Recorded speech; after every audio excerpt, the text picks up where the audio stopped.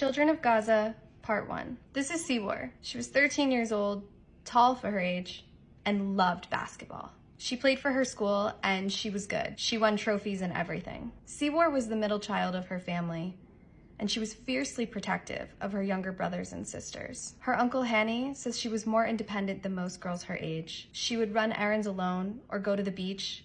She was strong, and she definitely wasn't shy. He says he'll always remember how she wanted to help others, including his own children. Seawar was killed alongside her siblings and her parents in an Israeli airstrike just an hour before the first ceasefire of the conflict began.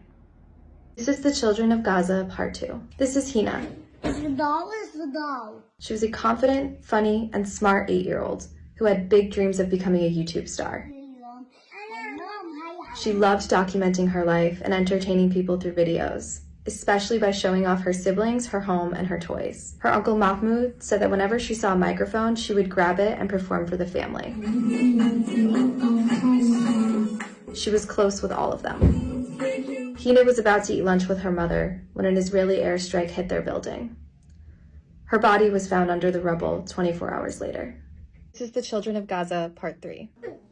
Ali was a rambunctious 7-year-old. Even though he was small and the youngest of his family, he was very energetic and somewhat of a troublemaker. Ali was always running around and getting into fights. His uncle Hanny says that the way he was able to get out of things was by flashing his cheeky smile. His uncle says that whenever they went to the beach, Ali would just disappear.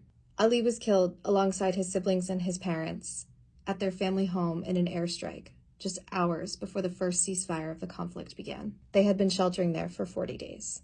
This is the Children of Gaza, Part 4. Kasai and Fadid had to be brave their entire lives. Growing up surrounded by war, bombs were among the first sounds they heard. The boys used to spend their free time hanging around their father's barber shop, making mischief and chatting to customers. Their father hoped they would run the business one day. The brothers were born with a facial deformity, and they had to travel to Louisiana without their parents for surgeries. Sada, a Palestinian American who chaperoned the boys while they were in the U.S., said that despite going through a 14-hour surgery, Fadid always had a smile on his face. Kasai and Fadid were killed in an airstrike.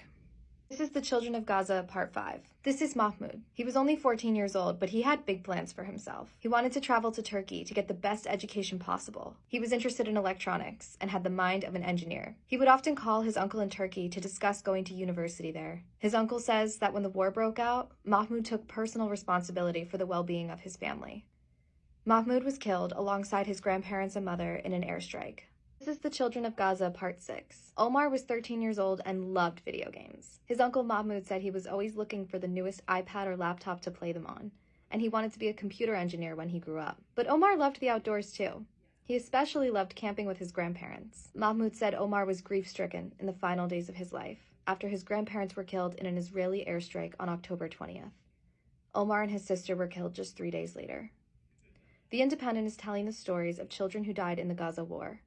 To read more about them, head to the link in our bio.